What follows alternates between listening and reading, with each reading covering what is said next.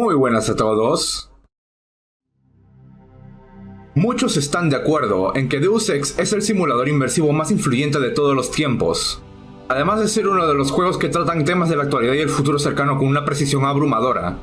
Hoy hablaré sobre los diversos elementos científicos presentes en el videojuego Deus Ex. Me enfocaré principalmente en el primer juego, así que advierto que si no lo has jugado, no veas el video y te pongas a jugarlo ya mismo.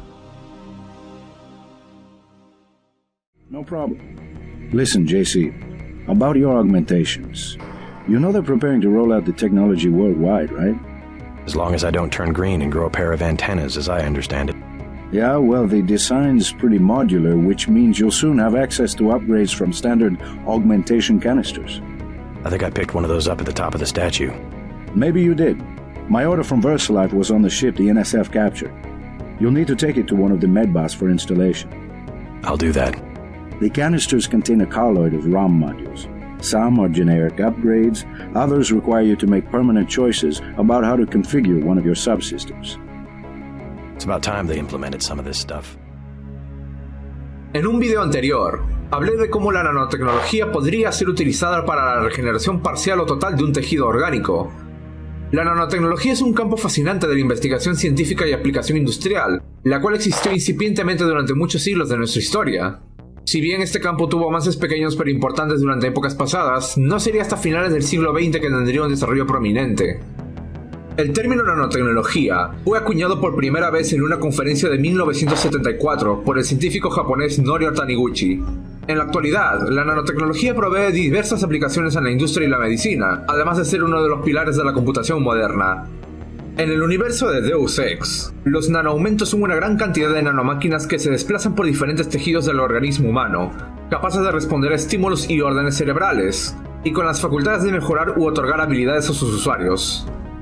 En el juego podemos apreciar diversas habilidades, como formar barreras cinéticas internas para frenar proyectiles, fabricación a escala de celular de drones especializados, nanoreparación acelerada del tejido dañado, hasta formar nubes de nanopartículas capaces de detonar explosivos que se aproximan al usuario.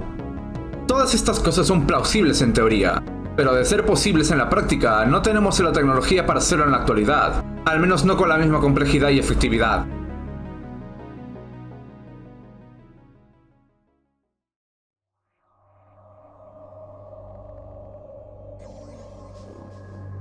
En la ficción, un constructor universal es un dispositivo capaz de manipular moléculas y reorganizarlas para formar estructuras específicas, algo así como una impresora 3D a escala molecular. ¿Es posible construir un dispositivo como este? Kim Eric Drexler propuso en 1986 la idea de un ensamblador a nanoescala. Con el avance constante de la nanotecnología, eventualmente sería posible imprimir cualquier objeto a escala cada vez más pequeñas. Por supuesto, habría un límite de qué tan pequeños pueden ser los componentes a utilizar, además de los riesgos de provocar una catástrofe gris en la que una nanomáquina sea capaz de autorreplicarse infinitamente. Por otro lado, ensamblar seres vivos no solo traería problemas técnicos sino también filosóficos y éticos. En Deus Ex, vemos precisamente a seres vivos siendo creados con el constructor universal. Nuestro conocimiento de la mente y la conciencia es extremadamente limitado, además que los cerebros son por lo general complicados de reconstruir. Volviendo a algo más sencillo, un constructor universal sería capaz de crear diversos microorganismos con una configuración deseada, cosa que ya se ha logrado en la vida real utilizando otros métodos, lo que me lleva a la siguiente parte.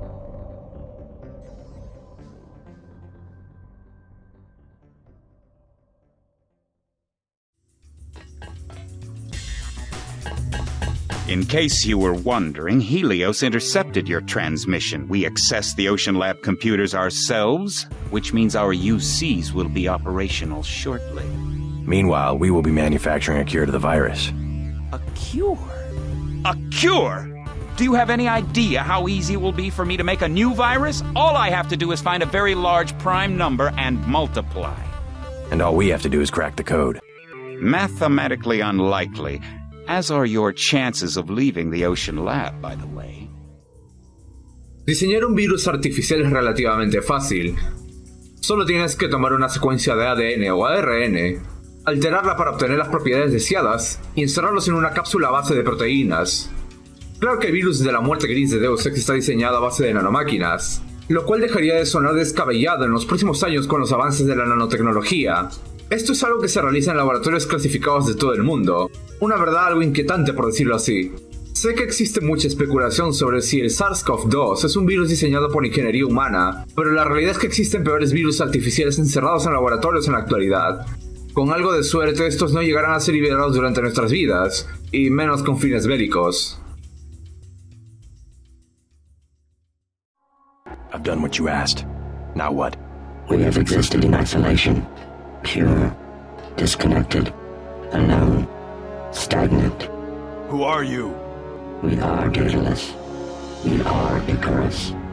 The barriers between us have fallen, and we have become our own shadows. We can be more if we join with you. And if I do? What becomes of me? You will be who you will be. We are our choices. En la actualidad estamos desarrollando interfaces cerebro-máquina, además de las IAs capaces de procesar colosales cantidades de información. Pero, ¿podríamos fusionar ambas tecnologías? ¿Seríamos capaces de vincular la mente humana con una inteligencia artificial? Dejando de lado la discusión de si la IA podrá alcanzar alguna vez el grado de inteligencia general o fuerte, nos enfocaremos primariamente en lo que podría resultar de esta fusión. El resultado sería un sistema de computación capaz de cosas como el cálculo avanzado, la absorción y procesamiento de una cantidad casi ilimitada de información, además de las facultades únicas de la mente humana como la abstracción, la capacidad de extraer conceptos y analizar la naturaleza de estos, el análisis intuitivo y no lineal, además de la adaptabilidad de la estructura cerebral de la persona vinculada. Estos solo son algunas de las muchísimas cosas que una entidad humana IA podría hacer si existiese en nuestro mundo. Lo ideal para nosotros es que esta entidad dirija un sistema tecnocrático sintético perfecto y de forma imparcial, antes que una dictadura del nuevo milenio a base de circuitos y microchips. Claro que esto depende de con qué clase de mente humana se fusione la IA.